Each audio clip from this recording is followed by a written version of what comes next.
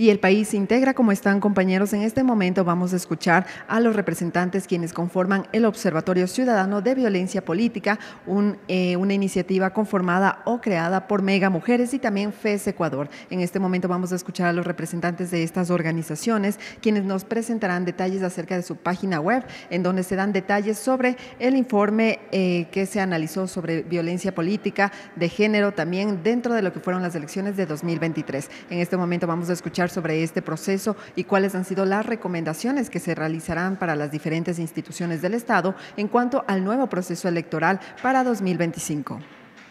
Para cerrar, también quisiéramos aprovechar no solo para presentarles los datos y el observatorio, sino para reforzar el compromiso de la necesidad de seguir con un proceso de observación. En este sentido, este año vamos a iniciar nuevamente el proceso de observación, volviendo a reforzar la capacitación. Acá es muy importante con la presencia de observadores que están distribuidos por todo el país. El año pasado tuvimos entre 30 y 20 observadores. Este año vamos a contar con muchos de quienes estuvieron participando en las elecciones anteriores, con un proceso también de fortalecimiento y de capacitación de la observación, porque creemos que es fundamental. Y el periodo de observación no va a ser el periodo de campaña porque, como ya mencionó Ana, lamentablemente en esta pre-campaña ya se empezaron a dar casos de violencia política, precandidatos amenazados como Jan Topic o Pedro Granja, que denunciaron amenazas, o el atentado contra el hijo de Jimmy Jairala. Entonces vemos que, o auguramos lamentablemente, que este sea un proceso electoral violento. Entonces el periodo de observación va a iniciar un mes antes de la campaña. Vamos a empezar a observar la pre-campaña, incluso registrando datos que ya se dieron previamente, hasta la segunda vuelta, de lo cual nuevamente vamos a hacer también un informe al cual les invitamos también a que estén atentos y les anunciaremos también en su momento. Pero este informe, además, como también decía Ana, nos va a permitir mirar el cumplimiento o no de las recomendaciones que se hizo en el proceso de observación anterior. Esto nos resulta fundamental porque creemos que una democracia y un proceso electoral requiere un proceso electoral libre de violencias para una verdadera democracia. Y en este sentido les invitamos, y como FES y como Mega, a seguirnos y a pensar en que es muy importante observar cómo se va a dar este nuevo proceso electoral. Esperamos que no siga como viene hasta ahora, pero no solo las grandes noticias que nos enteramos, sino también los procesos de violencia que se dan en territorios y que a veces no llegan a los grandes medios de comunicación, los van a encontrar en el próximo informe sobre el proceso electoral. Muchas gracias. Para quienes no tengan el informe anterior, lo pueden descargar tanto de la web, está libre, es de libre acceso, y como decía Dana, los datos también, pero también lo tienen en la mesita al costado para quienes quieran llevarse una versión impresa. Muchas gracias. ¿Preguntas? Sí. Abrimos a preguntas si quieren realizar preguntas. ¿Desde cuándo ya se va a poder obtener los datos de esta nueva web? ¿Y van a ser tal vez clasificados en violencia, violencia política, tal vez de género? ¿O cómo podríamos, estar más familiarizados con el tema de buscar los datos ahí? Sí, bueno, los datos del proceso electoral 2023, que les puede servir ya de base, ya los pueden descargar, son públicos. Y sí, el informe tiene tiene una clasificación inicial con 3 enfoques. La primera es la violencia política reflejada en ataques contra la integridad y la vida. La segunda es la violencia política por razones de género producida en medios digitales o cualquier medio que llegue igual al conocimiento de los observadores. Y la tercera es la violencia política que ataca a los principios de igualdad y no discriminación, en donde hemos podido ver reflejados también interseccionalidades como la movilidad humana, que vienen a acrecentar la violencia sobre ciertos actores políticos.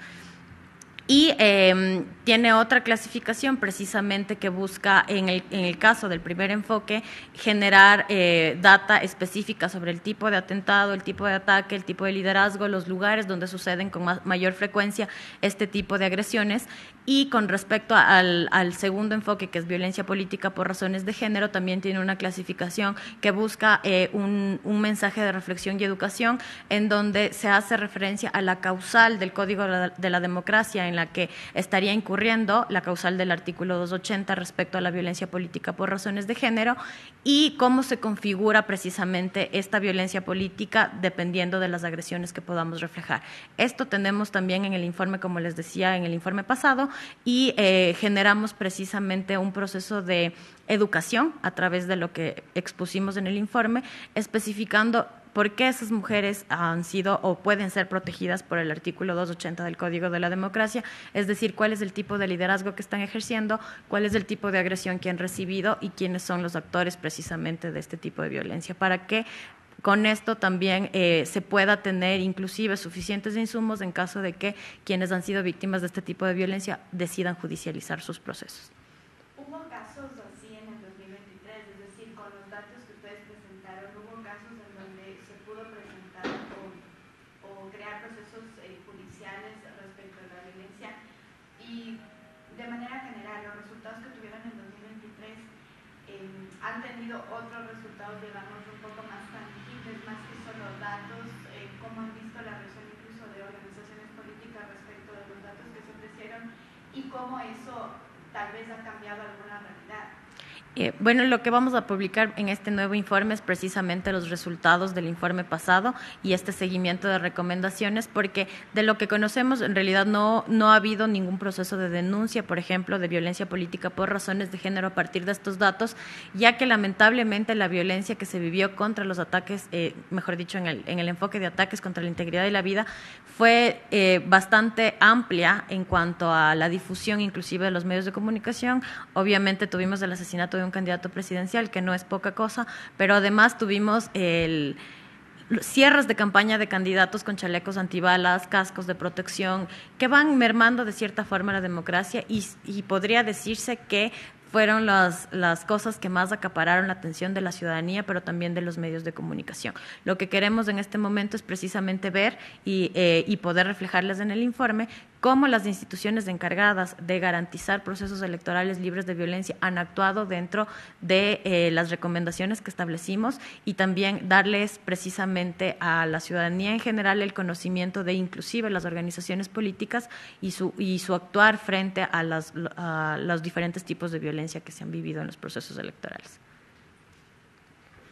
¿Y cómo evalúan la actuación de estas organizaciones a cargo de garantizar la democracia? Pregunto esto porque aún no ha arrancado siquiera la campaña electoral y ya los candidatos o los precandidatos temen por sus vidas, dicen que hay un escenario de violencia exacerbado, algunos han declinado sus candidaturas.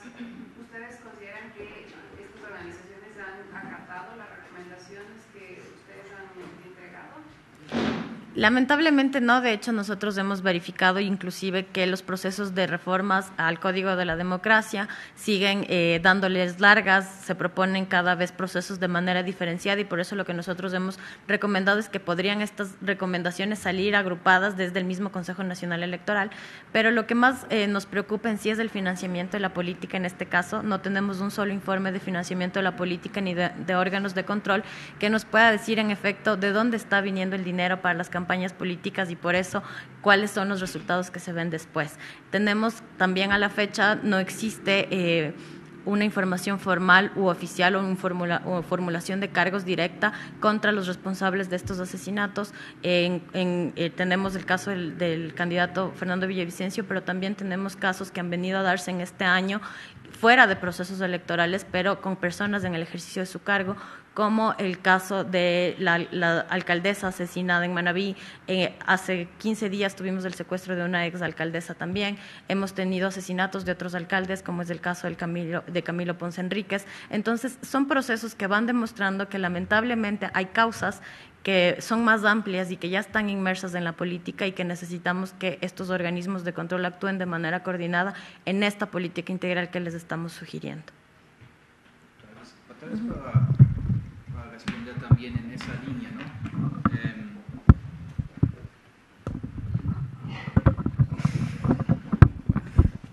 Sí, nos parece que sí, el informe sí, yo creo que es importante destacar que no solamente hace un recuento que han sido, y eso sí yo creo que es importante mencionar también, han sido las elecciones más violentas en la historia democrática del Ecuador, ¿no? Y esperamos que no se repiten así, ¿no? Entonces, sí, ese informe también hace recomendaciones, ¿no? Hace recomendaciones al CNE, hace recomendaciones a la Asamblea, a reformar leyes, hace recomendaciones al Ejecutivo también, ¿no?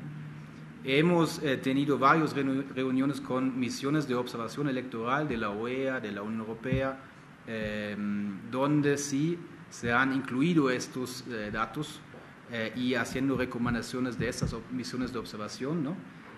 Pero lo que sí hemos visto en presentar estas recomendaciones, que las autoridades competentes no siempre están yo creo que a la altura de la urgencia y del problema, ¿no? También claramente es un tema de tiempos, ¿no? Estamos viviendo procesos electorales muy seguidos, ¿no? Y hay capacidades institucionales limitadas tal vez, ¿no? Pero yo creo que todavía falta un entendimiento que sí estos tipos de violencia, sea de género, que también es una parte de la moneda, ¿no? O sea letal, realmente está afectando como el conjunto del sistema democrático en el país, ¿no? Y si vamos a este camino, realmente hay que presentarse quienes van a presentarse para candidatos y candidatas en las elecciones, ¿no? Si ya saben que tal vez en Esmeraldas yo tengo una alta probabilidad de, yo salgo personalmente afectado o algunos de mi círculo familiar, ¿no? Entonces el derecho político de participación se va a limitar bastante, ¿no? Y yo creo que esa urgencia todavía no está bien clara, ¿no? Y por eso también hacemos estos ruedas de prensa para también informar no solamente los medios, sino también la sociedad en general. Pero lamentablemente la que más común podemos ver, al menos en las campañas altamente digitales, son las que vienen en el numeral 3 y el numeral 7, que son las expresiones que denigran a las mujeres para deslegitimar su imagen pública y con ello limitar sus derechos de participación, y también la difusión de mensajes, imágenes y videos que inclusive ahora vemos que están alterados con la inteligencia artificial, que lo que buscan es precisamente esta deslegitimación de ciertas mujeres como capaces de ejercer estas candidaturas. Algo que lamentablemente vimos en el proceso anterior también fue que la mayor parte de binomios fueron acusadas de manera directa de tener alguna relación sentimental con el candidato principal o el líder del partido para justificar su candidatura. Entonces, lo que vemos es que los estereotipos de género siguen estando vigentes y que se genera muy poco proceso de reflexión acerca de eso. Inclusive la misma ciudadanía legitima ciertas cosas y comparte, lo que hace inclusive mucho más difícil la sanción, pero parte de lo que nosotros hacemos es precisamente ese proceso educativo para que puedan entender que es una infracción que puede ser sancionada, pero que además está mermando la democracia. Así es, compañeros, en este momento, como escuchábamos a Ana Gómez, quien pertenece a Mega Mujeres y también ha realizado o forma parte del Observatorio Ciudadano de Violencia Política. Ella nos detalló cuáles han sido estos resultados y también cuál ha sido la información recopilada durante el informe que se realizó por parte del observatorio en cuanto a violencia política durante las elecciones de 2023. Tal cual como ella lo señaló, se prevé también que para las próximas elecciones de 2025 existe incluso un poco más de violencia política y también violencia política de género en cuanto a los candidatos y candidatas que están para las elecciones generales de 2025. También enfatizó que una de las formas de violencia política de género que más resaltó durante este informe de 2023 se refiere a las expresiones que denigran a las mujeres en redes sociales y también las imágenes o videos que se crean a través de inteligencia artificial. También escuchábamos acerca de los estereotipos de género, algo que recalcó y remarcó Anaí Makarov, quien es coordinadora de FES Ecuador, y también escuchábamos el pronunciamiento de Constantín Groll como representante de FES Ecuador, quien enfatizó que acerca de estas recomendaciones que se han elaborado a través del informe de 2023 han dado y también han dado a conocer a las diferentes instituciones del Estado, tanto legislativo como ejecutivo, para que se tomen a cabo estas recomendaciones para próximas elecciones, como es el caso de las elecciones de febrero de 2025. Con esta información estaremos pendientes para traerles más novedades. Corape informa.